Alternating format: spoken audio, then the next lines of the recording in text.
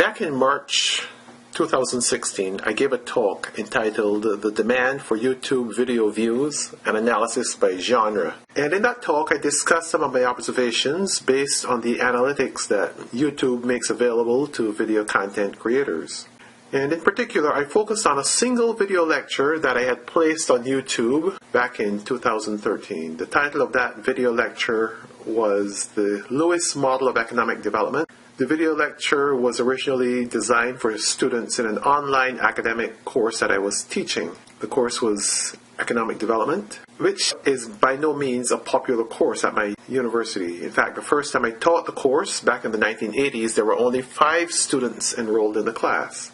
So in the 2016 presentation, I talked about the enduring nature of the demand for the lecture as evidenced by the rising demand over time. And I discussed the pattern of the demand, namely that it followed what appeared to be traditional exam schedules, midterms, and finals. Of particular interest was what I saw when I disaggregated the data into regional groupings. One of the most interesting observations was the growing demand coming from students in developing regions of the world. To keep my data set sizable and comparable, I discussed the data at particular levels of regional aggregation, in particular North America, Europe, and Asia. Because I have a large amount of non-academic video content on YouTube, I also discussed the differences in demand for academic and non-academic content. Not surprisingly, views of the academic video content were largely demand-driven, with views rarely coming from video sharing social media sources such as Facebook.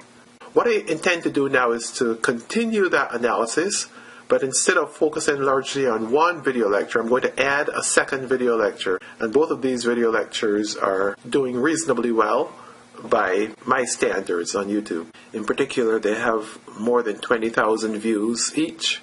And the Lewis video lecture is the most viewed video lecture on the topic. And the Harrod-Domar model is the second most viewed as of now, because there's another one that has over 40,000 views. I'm going to pick up where the last video lecture left off and show the Lewis model views in the past year. As can be seen, the pattern continues to be strong, and there's a growing demand for this video lecture over the past year. Recently, I've observed that there is another video lecture that has grown strongly in the past several months.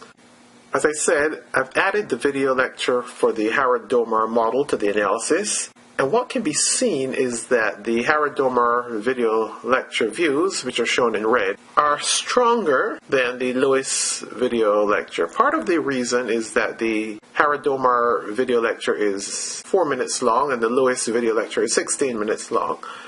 If individuals are using the length of the video as a price, an opportunity cost, then clearly you will not choose a 16-minute video lecture if there's a shorter video lecture that is cuter.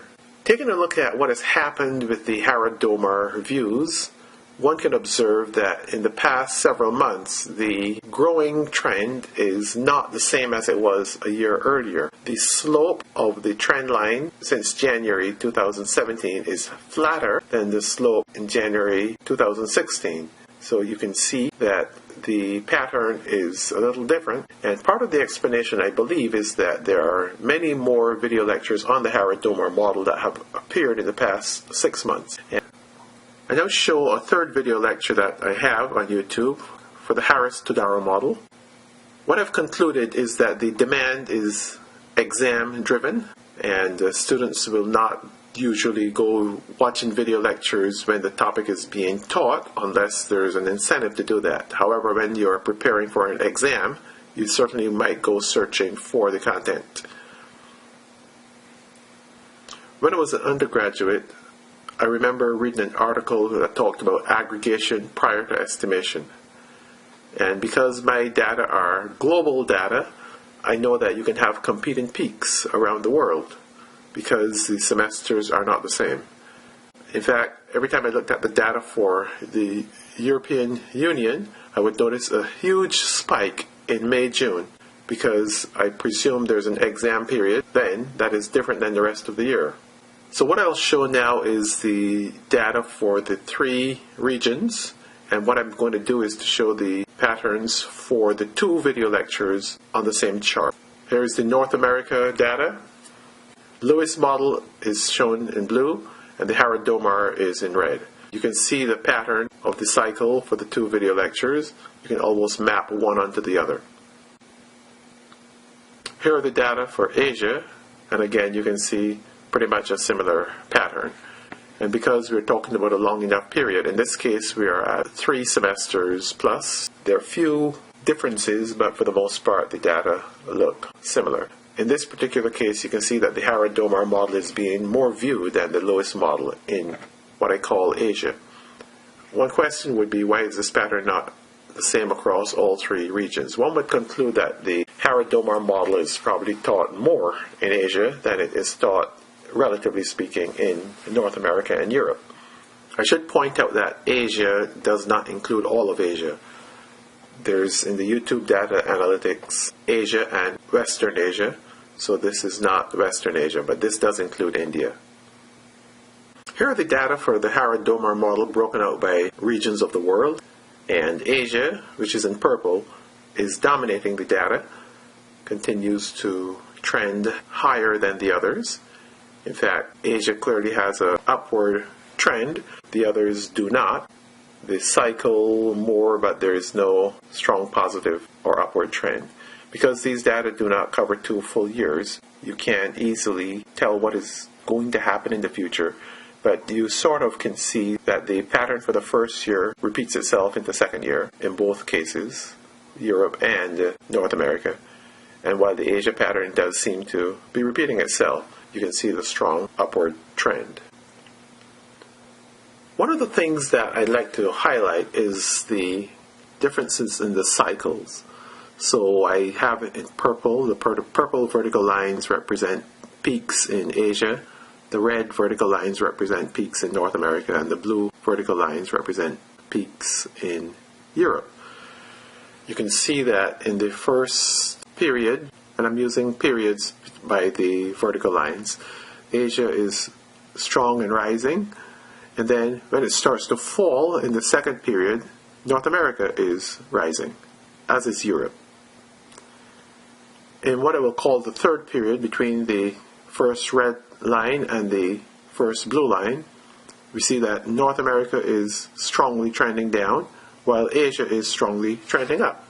So in those first periods, you can see that Asia is moving a little counter-cyclically to North America, that the North American semester starts later than the Asian semester. Let us focus on the second cycle, which is the period between the second purple line and the second red line. And I'll not focus on the beginning part where the trend is downward, because that's coming off of the exam in fall, and because of the way I've designed the data, there's a 28-day window. We'd expect 28 days after the last exam to bottom out. So we're seeing in January the bottom of the curve, the troughs of the curve, and then after that is the pickup. So looking at the pickups in January, February, March, we'll see that all 3 regions have a positive slope, but then Europe starts to decline before the March 1st date. North America is strong and positive, and after the beginning of March, in the period between the second red line and the third purple line, we see North America trending down, as is Europe for the most part, but Asia continues to trend upward. In the period between the third purple line and the second blue line, there is no clear pattern except that Europe is trending up, North America is not trending, nor is Asia trending. So something different is happening in Europe than is happening in the rest of the world. The second blue line is the second. We have not deeply analyzed the second year because we haven't gotten a full year of data. What we want to make note of is that, again, Europe has a strong peak around the end of the school year, and that Asia is dominant in the data. We're going to take a look now at the Lewis model data views. Because it's a longer period, the graph is a little busier, so one would have to pause the video to analyze the peaks more closely. Part of the reason I'm showing the longer period is, one, we have the data, and in interest of full disclosure, I want to show what the data look like. Beyond that analysis, I'd like to now look at the videos by region. So we're going to focus on a comparison of the two videos for each of the three regions. So we'll start with the North American region, then we'll move to the European Union region, and finally to the Asian region. As we might expect, the data for the North American region mirror each other. The data are not implausible in terms of what they suggest, that students are viewing videos on the two lectures in pretty much the same pattern. Indeed, the two topics come in the same chapter in one textbook that I use, and I teach the two topics in consecutive weeks. And you can see here, by the way, I should note that I do not let my own students click on my videos. I copy the videos and have them click on them in a different location to avoid compromising the data. The other point I should make is that the class in economic development is only offered once every 2 years in my university in the winter of even years. So winter of 2016 and now winter of 2018 will be the next offering. Taking a look at the data for Europe, we see again a reasonably similar pattern, and this is not shocking because the period is long enough. We can have recess. For example, the summer of 2016, you can see that there's no one watching the videos, but in June 2016, both videos are in higher demand, and they peak in terms of the year or the period we have for analysis. You can see the stronger peak in May, June than the rest of the year. There is some peaking elsewhere, for example, around December 2015 and November, December 2016. There's also a little bit of peaking around February 2016. But for the most part, we are expecting this follows exam cycles. Because it's many different universities in many different countries, maybe the data are somewhat compromised, but at least by separating it into three major regions of the world and leaving, by the way, another set of data that I have not aggregated or included for the rest of the world, that's non-Asia, non-North America, non-Europe. You can get a sense as to what is going on. Let's take a look at the data for Asia. And what we see, again, is the strong pattern, similar pattern across the two videos. And here again, we see that Asia has a stronger demand for the Harrod-Domar video than for the Lewis video. We do see that strong peaking around December, and we see that strong peaking between April and June. So these are very likely good exam times. Let's look at the Europe data again for the longer data period for the Lewis model. And here we see the huge spikes occurring.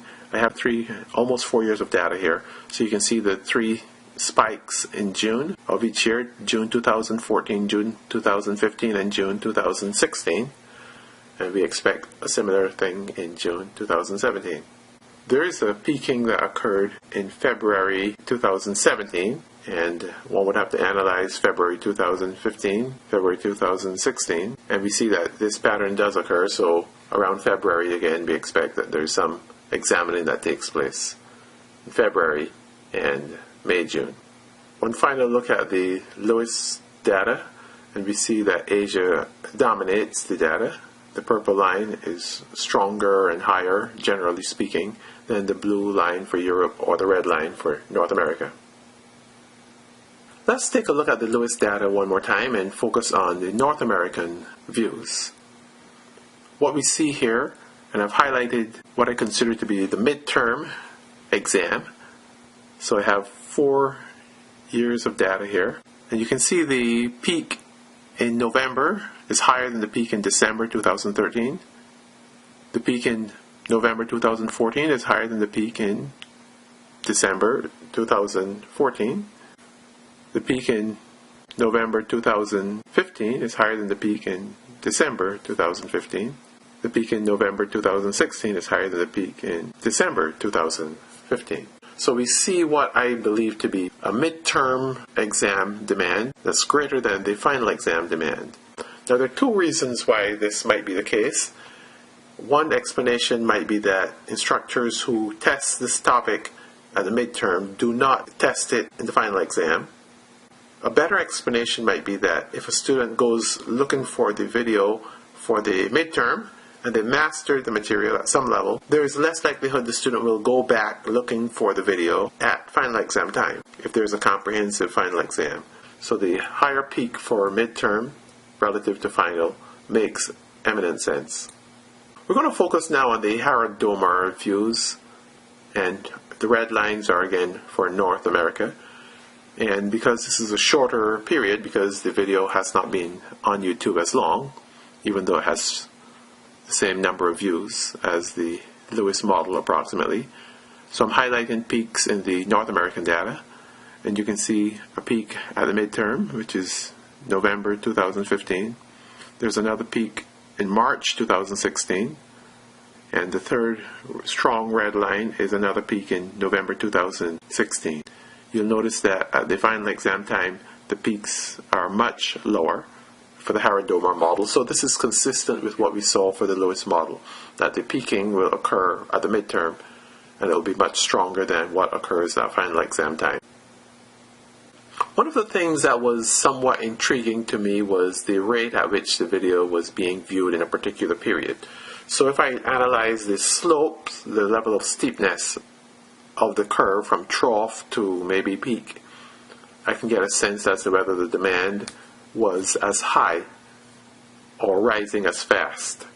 So I can calculate what I consider to be a marginal rate of viewing by dividing the number of views, the change in the number of views, by the actual number of days in the period. So that would be my marginal rate of viewing. And if it's a steeper trend, I would think that the rate is faster than if it's a flatter trend. So what I did observe is that for the Harrod-Domar model in the past several months, the slope is flatter, and part of the explanation for this is that there are many other new videos on the Harrod-Domar model. If I extrapolate from that, and there continue to be newer videos of all of the topics, I should expect as we trend over time that the positive slopes should get flatter and flatter if there's more content out there. I'm sharing the market with many other content providers, and that should manifest itself in a flatter slope. Unless, of course, the demand keeps growing, in which case the marginal rate might continue to be strong, even though there are many content providers. One question I have is, what does a student look for when he or she is choosing among several videos? So you type in your search term, and YouTube gives you a list of videos on the topic or closely related to the topic. The first one is usually the one that has the strongest demand, and I believe that if that is the case, and students click on the first video, then the first video will continue to have strong demand. The others might not see the same pattern. There's an advantage and a benefit to being number one. Of course, the other thing that students might pay attention to is the length of the video. So the location in the rankings, the length of the video, and interestingly enough, because all you see is length of video and you see a thumbnail, maybe the thumbnail matters. If your thumbnail is inviting, a student might click on that particular video. I believe that YouTube has altered its algorithm because there's gaming of the system, and individuals might go to a click factory and purchase a large number of views, which are not genuine views. So the highest number of views is a faulty indicator, and in the algorithm and the program that ranks videos when you type in a search term, I believe there's a lot more going on than just a simple count of the number of views. So in conclusion, I would say that aggregating the data can cause us to lose a lot of the interesting patterns that do obtain in the regions.